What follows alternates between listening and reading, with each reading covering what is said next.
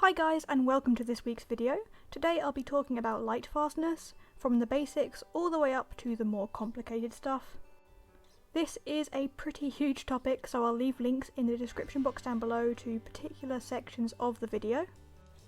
Just a quick note before we begin, because I'm a coloured pencil artist, a lot of the examples I'll be giving will be about coloured pencils, but lightfastness is a topic that touches all traditional media.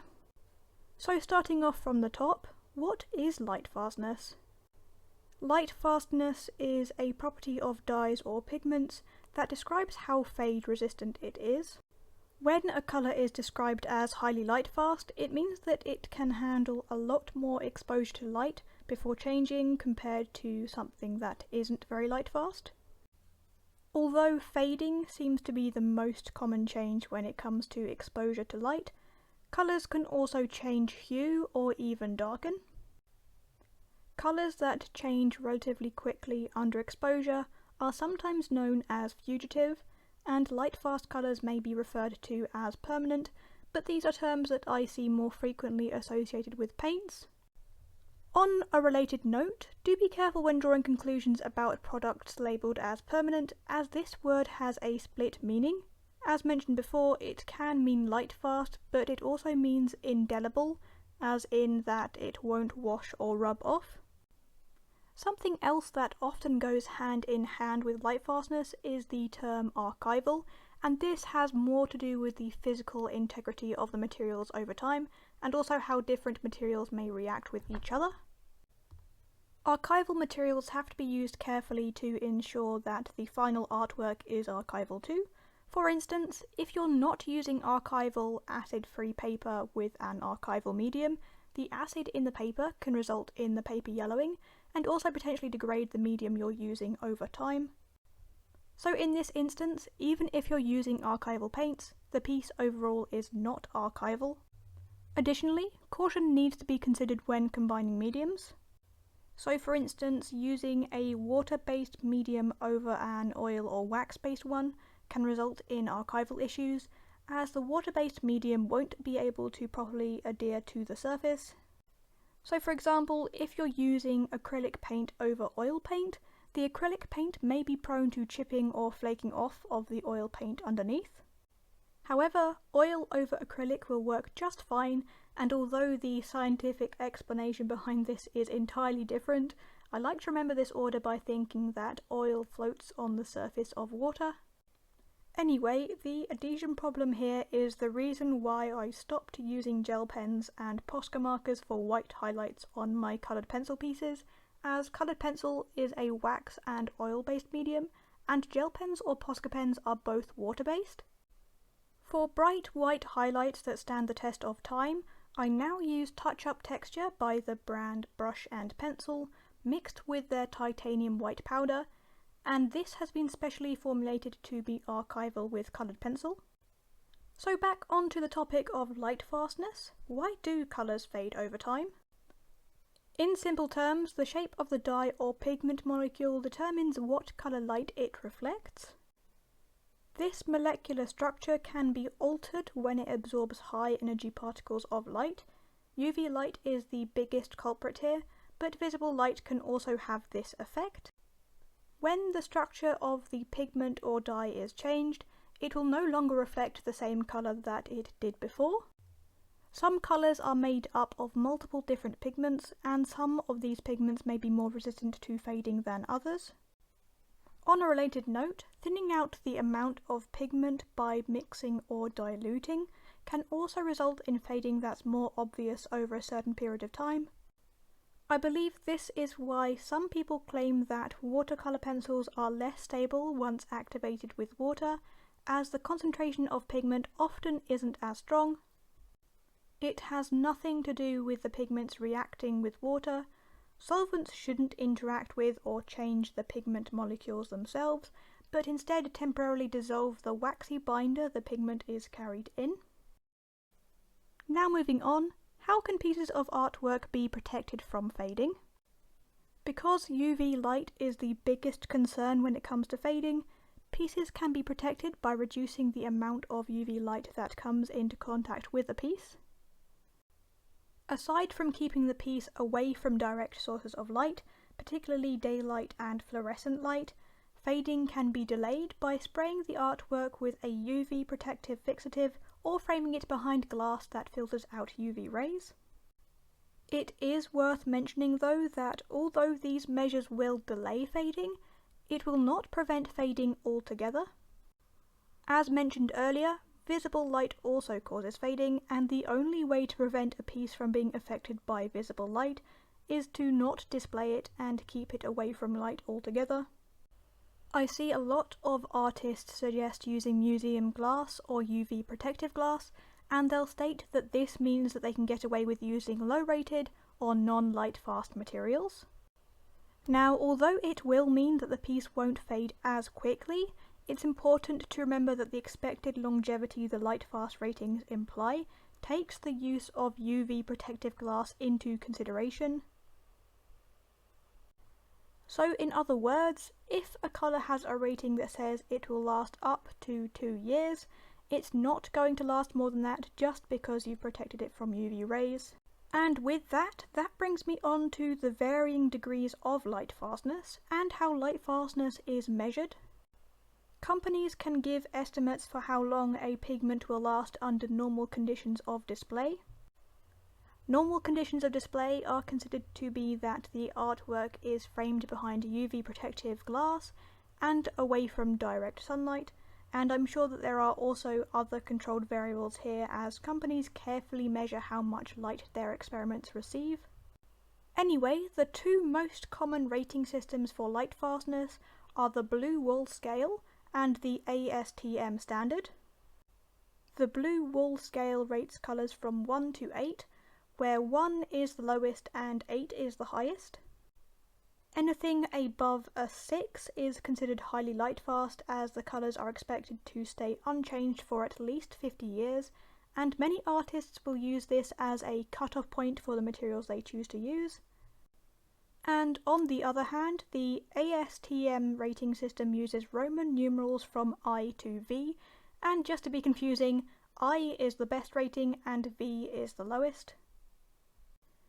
Ratings I and II are considered highly lightfast or archival, like anything above a 6 on the blue wool scale.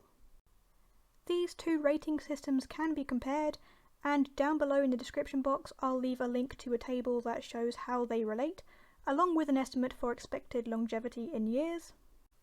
Some companies make up their own rating systems, and if the company is sensible, they'll also give information as to how their own rating systems correspond to one of the two widely used international standards.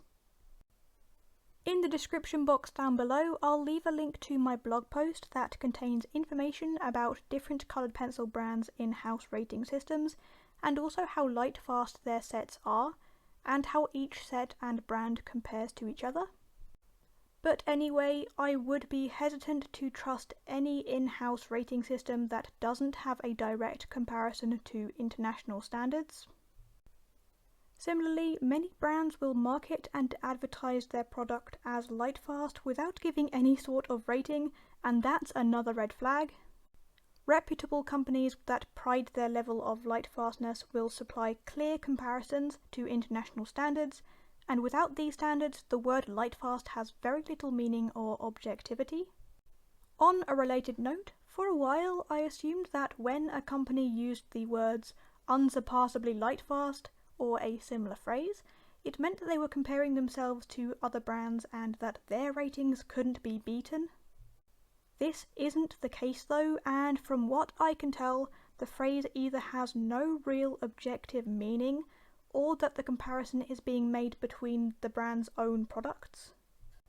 Moving on, something I recommend that every artist try is home testing lightfastness. Of course, it's not a particularly accurate method of estimating the longevity of your colours. There is a reason why art supply companies carry out rigorous testing to provide the ratings they do. But I do think that home testing offers a good insight as to the difference in ratings. Home testing may also be beneficial for testing supplies that you'd want to use for craft projects, Card making, for example, where you might want to know if a colour will last for at least a couple of weeks to a couple of months. The method is quite simple. Create some identical swatch charts, keep one in a dark place, such as in a book or in a cupboard, and display the other one. Let some time pass and compare your swatch charts to see if you can see any differences.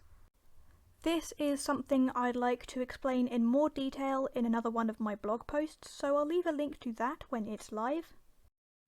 So far, I've only really painted Lightfast supplies in a positive light, but Lightfast supplies certainly have their own limitations and drawbacks, so when is using Lightfast supplies not so important, and what are the disadvantages of Lightfast supplies? So first up, if you don't plan on selling or displaying your original work, Lightfastness is irrelevant. In this case, buying the most expensive supplies out there is not a very effective use of money. Highly Lightfast supplies are often more expensive than low-rated or untested counterparts. In many cases, the difference in laydown and pigmentation isn't really enough to warrant the difference in cost between good student grade and artist grade supplies. You can practice very effectively and have fun with products that aren't highly rated for Lightfastness. My second point is that some artwork just doesn't need to have an incredibly long lifespan. So you can choose the level of Lightfastness after the longevity you'd want for the piece. I'm not trying to hate on fan art here, but as an example, it's probably not necessary for a piece of Pokemon fan art to last 50 plus years, whereas a family portrait, or the cute dog portrait I'm creating here, is much more likely to demand that lifespan. So although it's best to use the most Lightfast products as possible when creating art for sale, in a pinch you can tailor the degree of Lightfastness to how long you'd expect the piece to be needed for. My next argument is that many dye-based products aren't very Lightfast just by their nature, but dye-based products also have properties that allow them to be used to create beautiful and unique effects. For instance, alcohol-based markers such as Pro Markers and Copics are dye-based, and they owe their smooth and vivid application to the brightly coloured dyes that are used. When you aren't as critical about Lightfastness, you have a much larger choice when it comes to which mediums you can use. Often these art supplies are known as design tools, and they don't need to be Lightfast. They have been developed to offer quick and bright application of colour on drawings and illustrations, with the intention that such drawings are scanned to be digitised or used to create prints rather than displaying the original artwork. Finally, only using Lightfast supplies will mean that you are limited to the colours you can use. Having to pick apart a collection as to not use the low-rated colours is pretty saddening and makes the set not very cost-effective if a large portion of a set is low-rated. In many cases, it's the earth tones and neutral colours that are the most Lightfast in sets that are a mixed bag of ratings, with reds, purples, pinks and lighter blues being the worst rated. Even in sets that generally have high ratings, it's not uncommon to see that these colour families are more limited in their selection. On a similar note, fluorescent neon colours just don't really exist as Lightfast supplies. So now moving on to reasons why you should invest in and use Lightfast supplies. Supplies that have been given Lightfastness ratings are generally products of a certain level of quality. Most are usually artist grade or at least high-end student grade, and as such you can generally expect to see a high level of pigmentation and good build quality. A company usually wouldn't go to the hassle and expense of testing Lightfastness if their product wasn't quality enough to warrant it. My next point is that not all Lightfast supplies are horribly expensive. If you want to sell or display work that's Lightfast, it's possible to do so on a budget. Graphite is highly Lightfast and very affordable, and monochrome or limited colour work can be created just by purchasing a couple or a few highly Lightfast colours. Finally, a personal opinion, it would be pretty disheartening to spend many hours on a piece only for it to tarnish within a few months. On a similar note, if your prices reflect the amount of hours you've spent on a piece, then your client will be incredibly unhappy if it doesn't last very long. When considering the cost of artwork, the difference in price between Lightfast and not Lightfast supplies is negligible, and I'm sure a client wouldn't mind paying a relatively small percentage more just to ensure that the piece will last a few more decades. And this will reflect on your reputation. A client wouldn't be too enthused if their artwork faded quickly. Lightfast and archival products can help give the client and artist peace of mind. So that's all I have to say about lightfastness in this video. If you have any questions about lightfastness that I didn't answer in this video, leave them in the comment section down below and I'll answer them as soon as I can. If you found this video helpful, please leave it a like and share it with your friends. And here's my finished piece. Of course, the piece I've created here has been made with Lightfast supplies, and as always, the list of my materials are in the description box down below, along with links to my blog post about this topic. If you're interested in learning how I drew this piece, I'll leave links to relevant videos in the cards in the top right. Thank you very much for watching, hope you have a lovely week, and I'll see you in the next video.